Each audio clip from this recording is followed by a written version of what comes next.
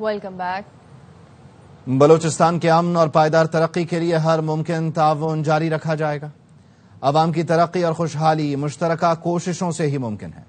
Field marshal Syed Asim Munir کی دورہ تربت میں گفتگو، فوجی جوانوں سے خطاب بھی کیا۔ آرمی چیف کو سیکیورٹی اور ترقیاتی اقدامات، درپیش خطرات، فتنہ ہندوستان کے خلاف کامیاب آپریشنز پر بریفنگ دی گئی۔ فیلڈ مارشل سید عاصم منیر کہتے ہیں پاک فوج بلوچستان کے عوام کے شانہ بشانہ کھڑی ہے۔ امن اور پائیدار ترقی کے لیے ہر ممکن تعاون جاری رکھا جائے گا۔ ترقی اور خوشحالی مشترکہ کوششوں سے ہی ممکن ہے۔ فیلڈ مارشل کا بلوچستان کے ضلع تربت کا دورہ، ISPR نے بتایا دورے کا مقصد سیکیورٹی صورتحال کا جائزہ لینا، ترقیاتی منصوبوں کی پیش رفت کا معائنہ کرنا اور سول و عسکری اداروں کے درمیان رابطہ اور ہم آہنگی مزید مستحکم بنانا ہے۔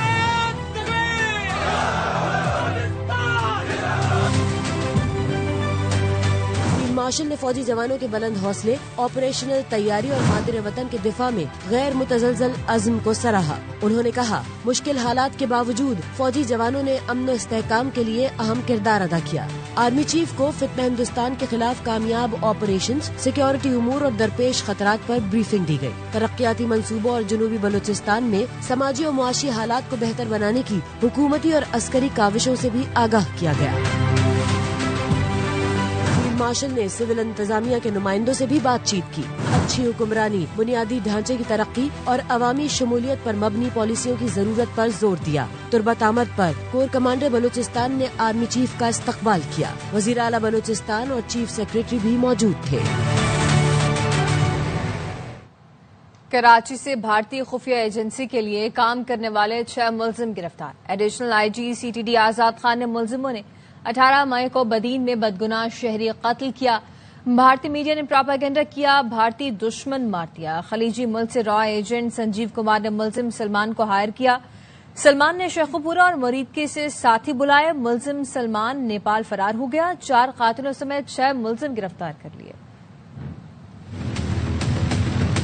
18 مئی 2025 کو معطلی ضلع بدین بے گناہ شہری کا قتل ہوا۔ انڈین میڈیا نے پروپیگنڈا کرنا شروع کیا کہ انہوں نے پاکستان میں بھارتی دشمن کو ٹارگٹ کیا ہے۔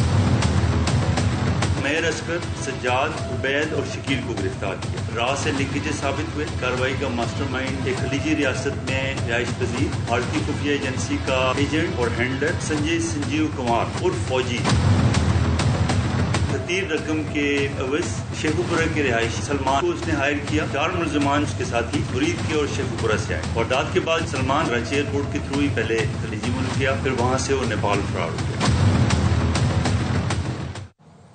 بانی PTI کے دونوں بھانجوں کی گرفتاری کی تفصیل سامنے آ گئی۔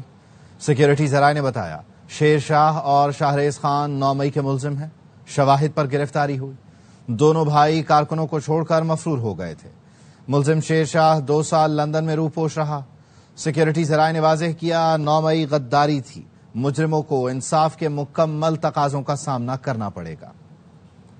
جو بڑا بیٹا ہے شاہریز خان، آج تک کسی نے اس کو یہاں دیکھا بھی نہیں ہوگا۔ یہ سب سے اندھیرا وقت گزر ہے، اس سے آپ نے گھبرانا نہیں ہے۔ سیکیورٹی ذرائع نے بتایا جناح ہاؤس حملے کے مفرور ایک اور مرکزی ملزم شیر شاہ خان کو گرفتار کیا گیا۔ حملے کے وقت ملزم شیر شاہ سزا یافتہ مجرم حسان نیازی کے ساتھ تھا۔ شیر شاہ پہلے روپوش رہا اور پھر لندن فرار ہو گیا تھا۔ سیکیورٹی ذرائع کا کہنا ہے کہ شیر شاہ کئی ماہ تک پروپیگنڈے کی آڑ میں چھپا رہا، ریاست کے خلاف ڈیجیٹل مہم چلاتا رہا۔ ملزم شیر شاہ کو پاکستان واپسی پر پولیس نے 22 اگست 2025 کو گرفتار کیا۔ شیر شاہ پر 9 مئی حملہ کیس میں پہلے بھی FIR درج ہے۔ شیر شاہ پولیس اہلکاروں پر حملوں میں بھی ملوث ہے۔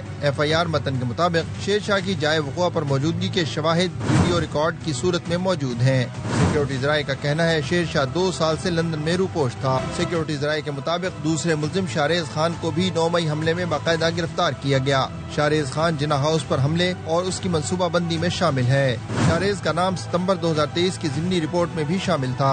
دونوں بھائی قیادت کی آڑ میں کارکنوں کو چھوڑ کر ایک عرصے سے روپوش تھے اور پاکستان کے خلاف ڈیجیٹل میڈیا سیل چلا رہے تھے۔ سیکیورٹی ذرائع نے بتایا ملزم شاہریز کو 22 اگست کو عدالت میں پیش کیا گیا۔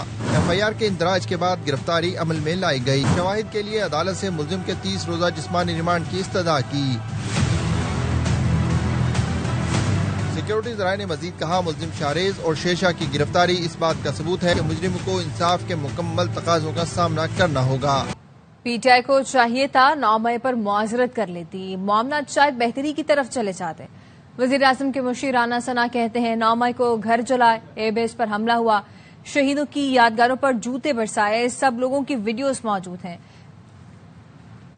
گھروں کو آگ لگی ہے، حملے ہوئے ہیں، ایئر بیس پہ حملہ ہوا ہے، شہداء کی یادگاروں کے اوپر ڈنڈے اور جوتے برسائے گئے ہیں، سب لوگوں کی ویڈیو موجود ہیں۔ پی ٹی آئی کو چاہیے تھا ندامت کا یا معذرت کا اظہار کرتے، شاید معاملات بہتری کی طرف چلے جاتے۔ 27ویں آئینی ترمیم کی باتیں ہو رہی ہیں اور نئے صوبوں کا بھی شوشہ چھوڑا جا رہا ہے، تو حکومت کتنی سنجیدہ ہے؟ حکومت مکمل اس کے اوپر غیر سنجیدہ ہے۔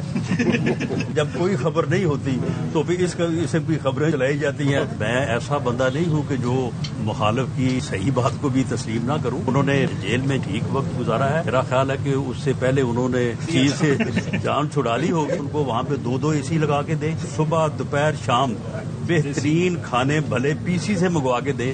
ہمیں نہ اس کے اوپر اعتراض تھا، نہ ہم نے کبھی اعتراض۔ واپس آئیں گے بریک کے بعد۔ Welcome back. بھارت نے دریائے ستلج میں پانی چھوڑ دیا، کئی علاقے زیر آب آ گئے ہیں، قصور کے کئی دیہات سیلابی صورتحال قائم ہو چکی ہے، لوگوں کو محفوظ مقامات پر منتقل کیا جا رہا ہے۔ مزید جانتے ہیں اپنے نمائندے محمد مظہر اقبال سے۔ دریائے ستلج میں سیلاب نے تباہی مچا دی ہے، قصور کے علاقے چندا سنگھ اور اس سے جو ملحقہ دیہات ہیں، دریا کے پار بھی کچھ دیہات ہیں، کچھ لوگ وہاں پر بھی رہتے ہیں، ان کو ریسکیو کر کے چندا سنگھ اور پھر اس سے آگے محفوظ مقام پر منتقل کیا گیا ہے۔ مختلف گاؤں ہیں، تقریباً 2500 ایکڑ جی زمین بالکل خراب ہو چکی ہے، گھر بھی لوگوں کے گرے ہوئے، لیکن اس علاقے کو آفت زیادہ ڈکلیئر کیتا جاوے۔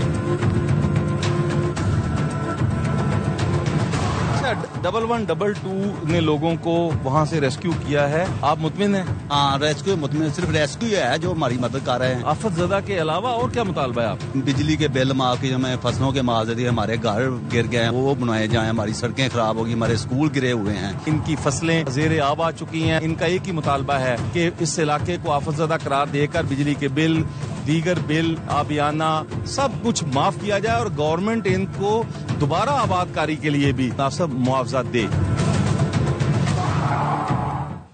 پاک پتن، بہاول نگر اور عارف والا کے مختلف دیہات بھی زیر آب آ گئے، لوگوں کی فصلیں تباہ ہو گئیں۔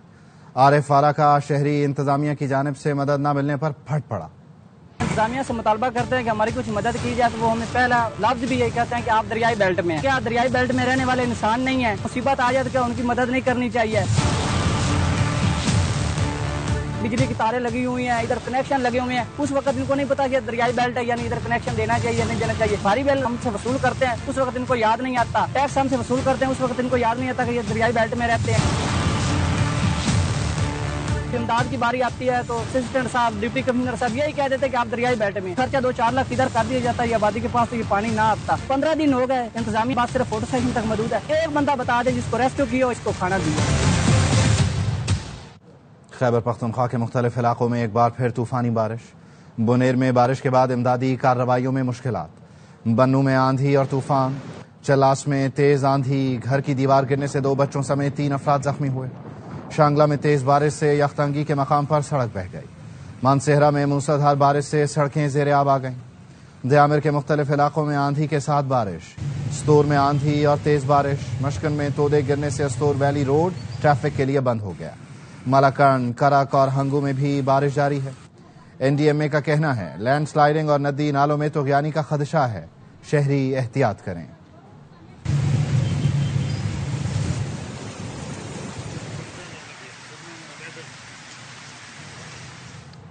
غزر میں 300 دیہاتوں کی جان بچانے والے ہیرو چرواہا ہے۔ ترجمان گلگت بلتستان حکومت فیض اللہ فراق چرواہوں کا شکریہ ادا کرنے پہنچ گئے۔ وسیعت خان اور ان کے ساتھیوں نے گلیشیئر پھٹنے کے موبائل پر پولیس کو اطلاع دی، گاؤں صفائی ہستی سے مٹ گیا لیکن لوگ بچا لیے گئے۔ واپس آئیں گے بریک کے بعد۔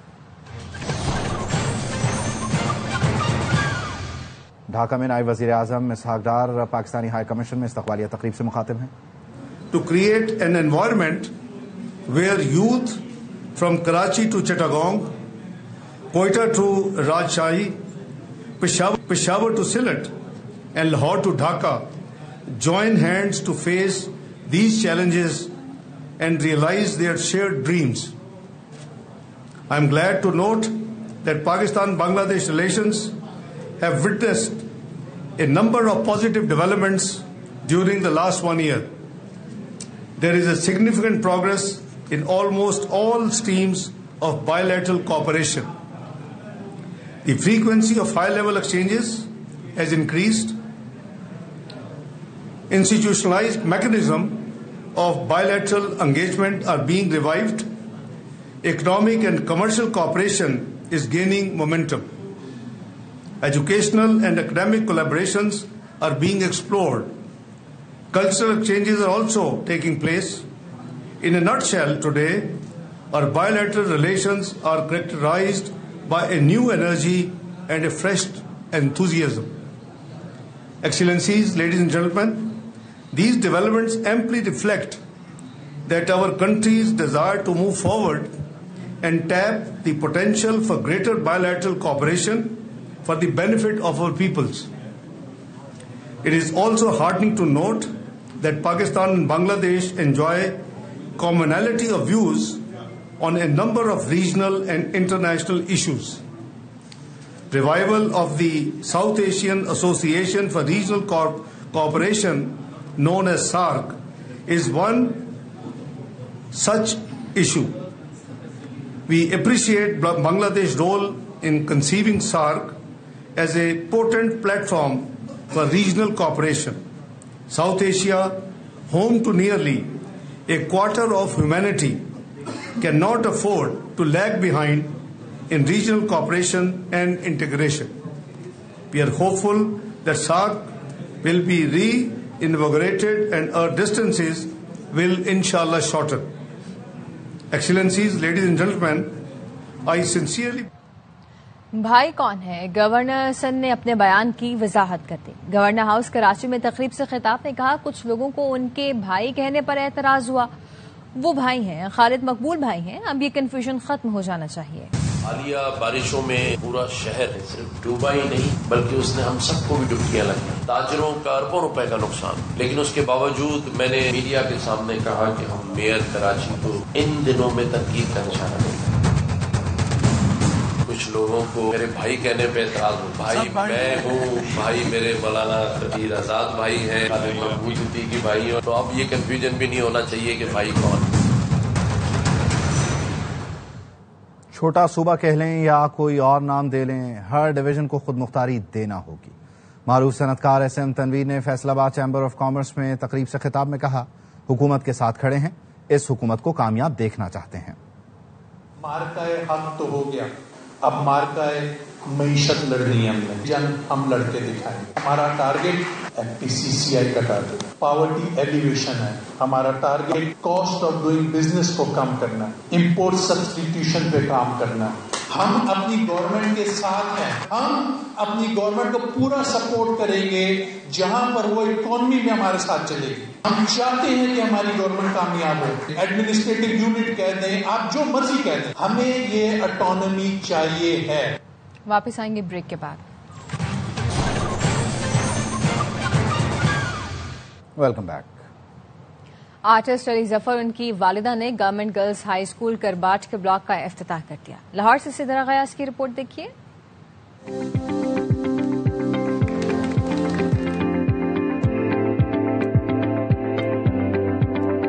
اور جدید ٹیکنالوجی، کمپیوٹر لیبز لگائیں، ایک لائبریری بنائی. کسی بھی ایج کے جو لوگ ہیں وہ اپنے فون سے کھیلتے ہوئے تعلیم حاصل کر سکتے ہیں.